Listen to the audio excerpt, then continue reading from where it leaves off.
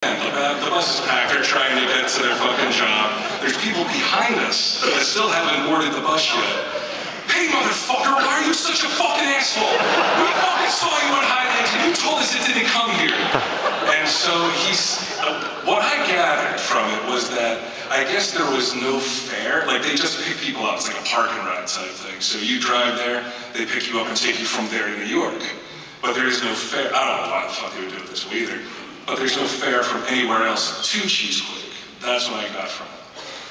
You didn't want to hear that shit, not at all. And so I thought I was recording it for you guys. So I was trying to like instill some humor in what was quickly becoming a very incendiary situation. Because Quinn didn't drive down already, so I knew that was going to be huge. It's a bird of salad. Yeah, stick in the craw. The bus driver was taking no responsibility, so he started blaming the bus line, and I can't remember why I said I was going to get him a raise, and he goes, "What the fuck?" Now it's on me, which is not shocking. Out of nowhere, Q, he just goes, "You know what, dude? I'm going to get you a raise." I'm flabbergasted. I don't know where he's going with this. I'm like, "What are you fucking talking about?" I go, "Fucking rip into this asshole who just fucking disses you so badly," and probably laughed about it all the way till he got to the fucking house.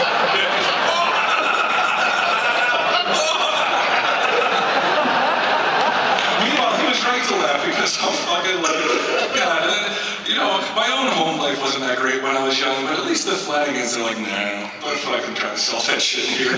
You're an asshole. So, like I said, I'm trying to like instill, like the way he presents it is not exactly the way it was. I was being sarcastic and shit, and I was trying to be sarcastic and trying to instill a little bit of humor because he really was coming off like a fucking psychopath.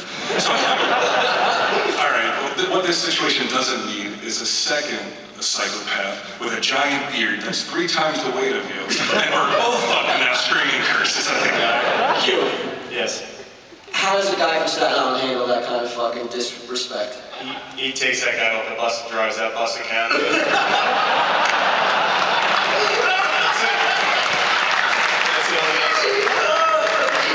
Sanderson. Everybody behind the bus. And you assholes got a credit card. Yes. Oh. And you know that's bullshit because he wouldn't even come down on water. Now, my question to you is like, if I had really gone crazy and started cursing at this guy, and you knew for a fact those were the rules, like, oh well, there's no fare from point A to Cheesequake, and I became like indignant, you would have been like, oh, who the fuck are you that they should break the rules for you, dickhead? Well, I never would have said that. You saw how mad I was. He was meant for a guy that's fucking not sweating the small stuff. Don't believe it. This motherfucker's sweating everything. So, I mean, I guess if you really wanted an independent opinion, you could ask my girlfriend.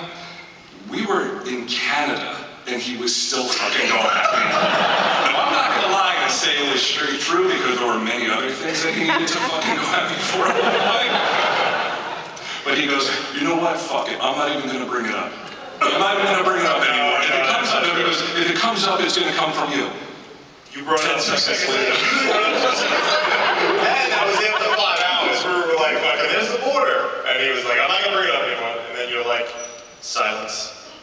We could hear Walt's iPod because Walt listens to the fucking iPod. He put his fucking, he's like a 14-year-old that's in the back of his parents' minivan. He's in the fucking he's actually in the front seat. Yeah. He gets in, Walt's like, hey, Q. Oh, I thought I would just wear my buds, he goes. What a prick. Oh my God. So that's the fucking story about how we got here. Eventually, Q was able to fucking do it. He let him put his buds on for a while just to shut him the fuck up. And here we are, and we played hockey, and somehow, I don't know how the fuck it happened, we won 3 games.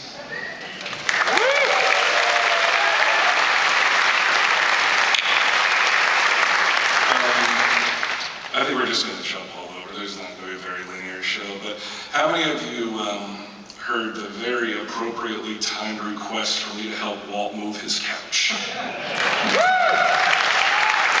For those of you who didn't, we're in the middle of a podcast, and out of nowhere he goes, "Oh, well, I got you," because fucking the only time he can get to me, obviously, is during that 1 hour. Can you help me move a couch? And I said, sure. And I left it in the podcast, and I was like, what a fucking weird guy. Like, why would you fucking ask? Well, he said, I want to get you on record. Yeah. I want to get you on record, and you're going to help me move this couch. I edited him. Like, if I could just cut it out, and that record would disappear.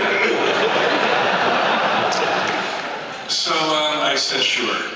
And then, I think it was like a couple of weeks later, he's getting a new carpet, he's getting new couches, he's getting new this and that. The Flanagans. The catbirds. Yeah, the Flanagans. So he says, on another podcast, he says, I gotta move a love seat too. It's a slow build. That shit, right?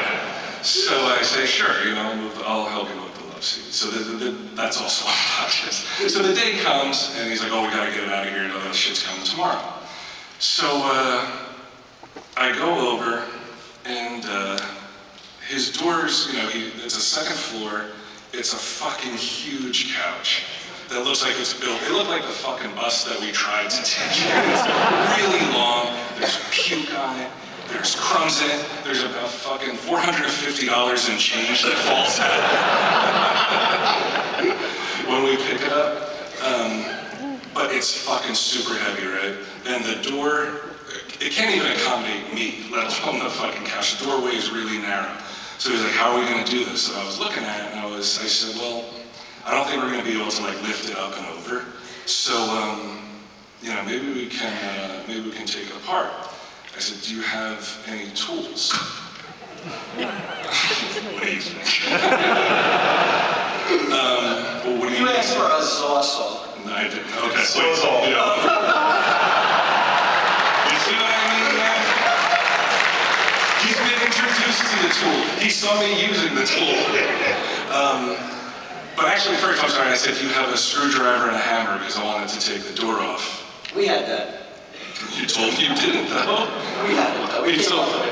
Bullshit. He's saying this because he doesn't want to look like a complete asshole in front of you guys, that a fucking homeowner doesn't even have a screwdriver in the house. So he drives me because because I haven't heard the story yet. You haven't, specifically hasn't told me this story for the pod. Is this where the neighbor comes in, who's his best friend? The neighbor event, yes, his best friend, the fucking neighbor. It plays into this. Okay. So, it was raining really hard that day. I'd ridden my motorcycle over to the store, and I couldn't ride it back. So he drove me to his house. And now I'm like, oh no, I'm sorry, because this is important. He doesn't have any tools. He goes, can't we just kick it apart? And he's serious. He's fucking dead serious. It's a super heavy couch. Like I flipped it over. It has this big steel frame with all these fucking wires running all over the place to like the recliner part. I said, I don't think so, dude. I don't think we're gonna be able to do that. Try though. No, I wasn't gonna try.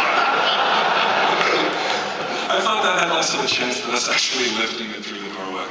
We found out later that it was actually assembled in that room. So we jump in the car, we go back to Highlands. He lives like 10 minutes from me. And I got a screwdriver, I got a hammer, I got a zozo? I got a sawzall to cut it apart. And That's what I said it was. That shit's on record. That is not what you said it was. So I grab all this shit and I drive back to the house, and we have to cut it. Like I cut through this steel framing and shit. We cut the thing apart, bring the couch downstairs, cut the love seat apart, bring that downstairs, and I'm ready to go. You're not gonna tell them how, like you look like you had just jumped in the pool after you cut it apart? Oh my god.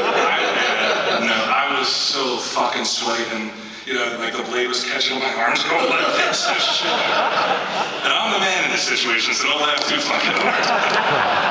But truly, I mean, I was better than if I had just been out in the rainstorm. It was sweaty fucking work. So I think we're done, and he goes, oh yeah, we have to move this